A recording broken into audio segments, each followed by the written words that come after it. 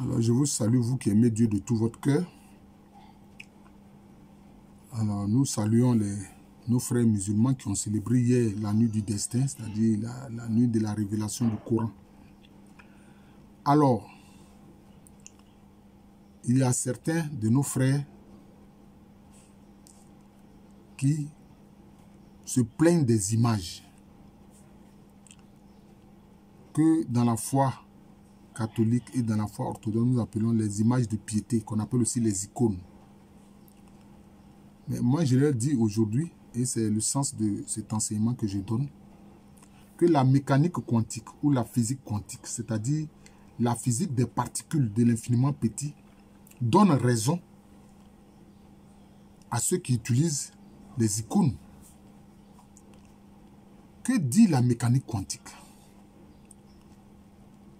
La mécanique quantique dit ce que vous regardez là vous influence. Ce que vous regardez vous influence. Regardez par exemple quand vous voyez une scène d'horreur, une scène d'horreur, ça a un impact sur vous. Vous êtes paniqué, vous êtes troublé parce que vous voyez des scènes d'horreur. Vous voyez? Il y a un prophète qui s'est plaint, qui disait à Dieu, Seigneur, ne me fais plus voir ces scènes d'horreur là. Je ne veux plus voir cela. Ce que vous voyez a une influence sur vous. Hein? Regardez ce feu qui sortait de la montagne quand Dieu parlait. Et puis cette voix, ça a influencé les Hébreux. Ils ont dit à Moïse, non, non, non. Il faut dire à Dieu de te parler, puis toi tu vas venir nous parler. Mais vraiment ce feu qui surgit de la montagne, etc., du mont Horeb, nous on ne peut pas supporter ça.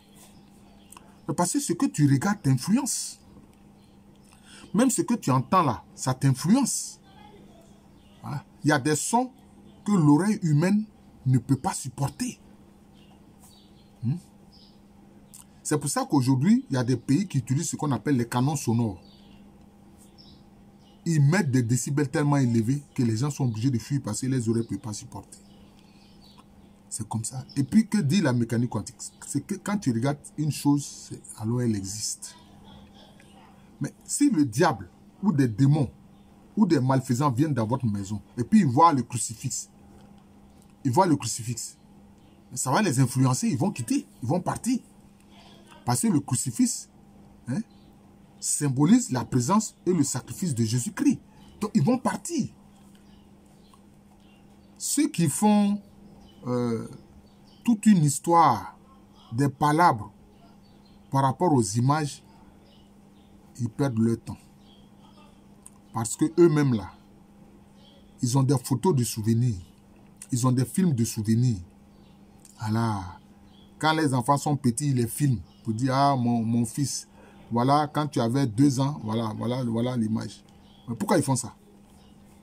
Ils n'ont pas dit qu'eux, ils ne veulent pas des images. Parce que si on veut aller loin là, dans la parole, Dieu dit, tu ne représenteras rien de ce qui est sur ce qui est au ciel, de ce qui est sur la terre, de ce qui est sous la terre. Vous avez des photos, non? Vous comprenez? Parce que j'ai fait une image pour parler de ça. J'ai fait déjà une vidéo, un enseignement pour parler de ça. Mais aujourd'hui, je veux insister sur le fait que la mécanique quantique donne raison à ceux qui utilisent les icônes, à ceux qui utilisent les images. Parce que dès que tu vois le crucifix, mais ça te fait penser au sacrifice de Jésus. C'est tout. C'est aussi simple que ça. Hein? Dès que tu vois la croix, tu sais que c'est le symbole de la foi en Jésus-Christ. C'est ça. Donc les images même parlent plus que la parole. Les images là, ça parle. Hein? Il y a un langage imagé. Hein? C'est comme ça. Hein? C'est comme ça. C'est comme ça. Les images parlent. Et comme le dit la mécanique quantique, ce que nous regardons nous influence. Et nous aussi, nous avons aussi une certaine influence sur ce que nous regardons. Parce que ça fait exister ce que nous regardons. Voilà.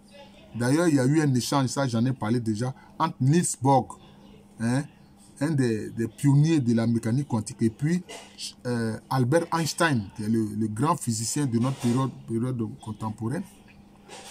Il a dit à Albert Einstein, c'est quand on regarde une chose qu'elle existe, c'est quand on regarde une personne qu'elle existe. Alors Einstein a dit en bon.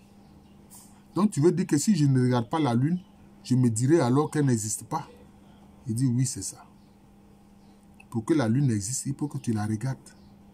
Pour qu'une personne existe, il faut que tu la regardes. Voilà, c'est ça l'effet. Et quand quelqu'un est tellement mécontent d'une autre personne, il dit je ne veux plus voir cette personne-là. Cette simple phrase veut dire beaucoup.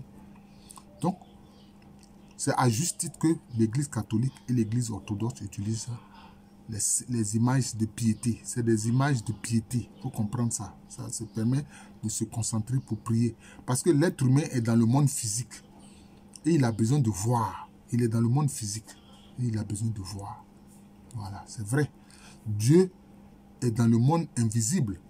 Mais l'être humain a besoin de support physique. C'est important pour lui. Voilà. Voilà, c'est important. Parce que ce que tu regardes là, ça t'influence. Voilà, ça t'influence. Dans ta maison, il n'y a pas de croix, il n'y a pas de crucifix. Mais certains évangéliques ont compris ça. Mais qu'est-ce qu'ils font? C'est vrai, ils ne mettent pas des images,